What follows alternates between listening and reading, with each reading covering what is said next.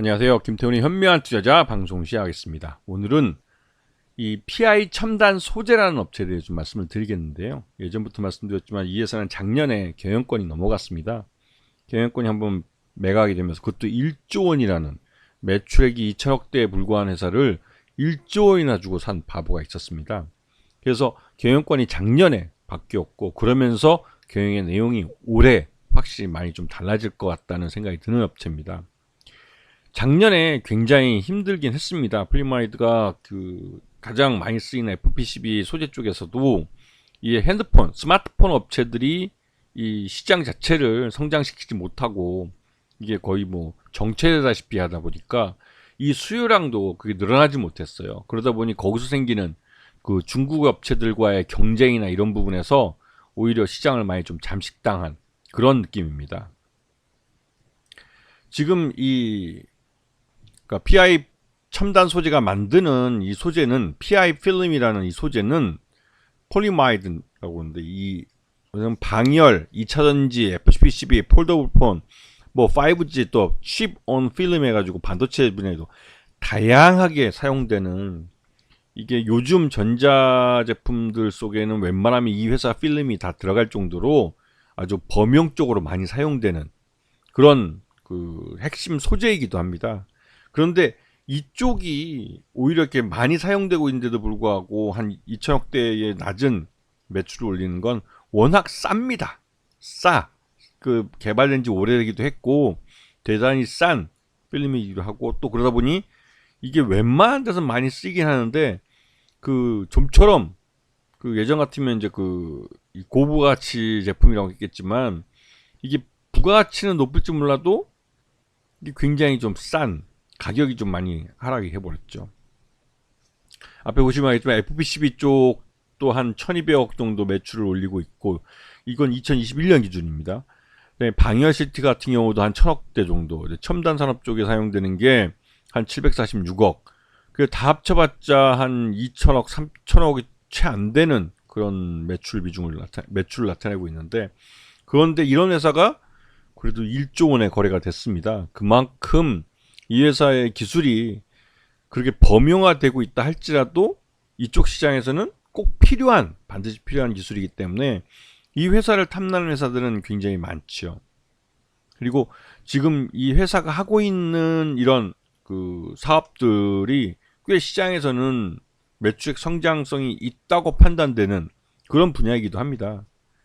그래서 이 IT 기기 쪽에 뭐 스마트폰이나 5G, 태블릿, 뭐 노트북, TV 정도 같은 이런 데 사용되는 PI 필름뿐만 아니라 디스플레이나 반도체 또 전기차에도 사용되고 있기 때문에 그리고 똑같은 필름이라도 IT 기기에 사용되느냐, 디스플레이에 사용되느냐, 반도체나 전기차에 사용되느냐에 따라서 가격이 달라집니다. 이런 부분을 좀 알고 계셔야 되고 그래서 작년 실적을 보시게 되면 작년 매출액도 그렇게 뭐 2176억이니까 굉장히 많이 줄어든 거죠. 재작년만 해도 2760억 정도. 그러니까 지금 3년째 이 매출 외형이 쪼그라들고 있는 그런 회사입니다.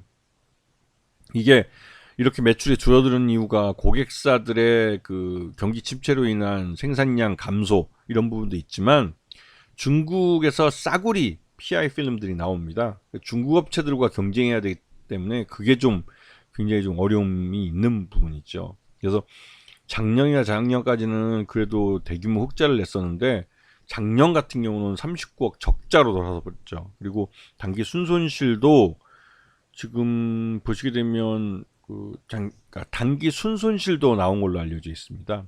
그래서 이 업체는 작년에 아키마 코리아 홀딩이라는 회사한테 경영권이 넘어가면서 올해 확실히 이제 새로운 경영진에 의해서 새로운 경영 비전을 내놓으면서 여러 가지 면에서 많이 바뀔 가능성이 큰 그런 업체이기도 합니다. 그래서 특히나 이제 이 고부가치 쪽인 EV 배터리 절연용 필름 쪽에도 진출하려고 그러는데 이쪽 부분은 이 전기차 쪽에서 이 제품, 그러니까 이 소재에 대해서 OK 사인을 해야 납품을 할 수 있는 겁니다. 아직까지는 이 전기차 배터리 절연용 필름에 대해서 고객사가 OK 했다는 소리가 없어요.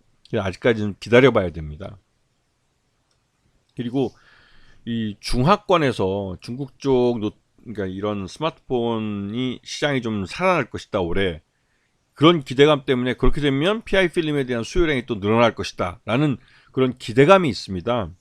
그러다 보니까 좀 기다려보긴 해야겠지만 중국 시장에서 이런 스마트폰 그 그러니까 수요가 늘게 되면 이 소재 또한 이제 소비량이 늘기 때문에 생산량이 늘어나서 결국은 수익이 증가하게 되는 거죠. 그래서 지금 보시게 되면 지금 매출 외형이 계속 줄고 있는 게 보이실 거고, 근데 올해 2024년에 매출 내용이 다시 2,700억대로 늘어날 수 있다라는 기대감이 좀 있기는 있습니다. 하지만 전반적으로 PI 첨단 소재에 대해서 그런 그 실적 부진에 대한 부분을 돌려놓을 만한 그런 모멘텀이 아직까지는 나타나진 않았어요. 아까 앞에서 말씀드렸던 중국 쪽에서 이 스마트폰 시장이 다시 또 회복이 될 거다라고 하는 것은 어디까지나 기대감이고, 여전히 중국은 경기 침체 속에 빠져서 허덕이고 있는 그런 상황입니다.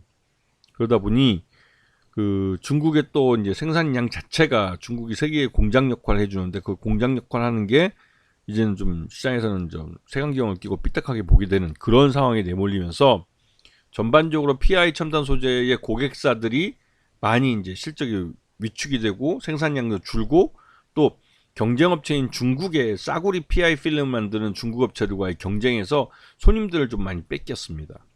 그런 부분 때문에도 PI 첨단 소재는 매출 외형 성장에 어려움을 겪고 있는 거죠.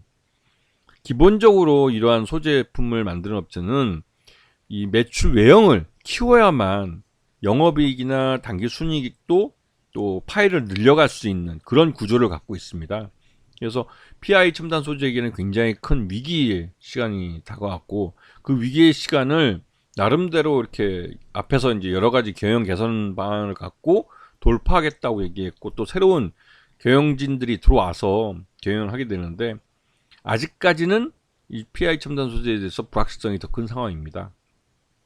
그래서 저가 매수가 들어와서 뭐 반등이 나오긴 했지만, 여전히 그 이런 실적을 돌려놓는다는 그런 모멘텀을 줄 만한 대규모 수주나 아니면 그런 모멘텀에 대한 징후가 나타난 게 없어요. 그렇기 때문에 PI 첨단 소재는 기대감만 있을 뿐이고, 아직까지는 바닥을 확인했다고 말하기에는 좀 성급한 그런 종목인 것 같습니다.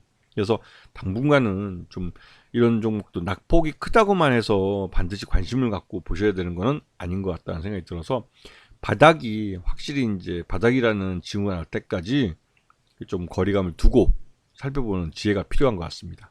자, 오늘 방송 여기서 마치겠습니다. 감사합니다.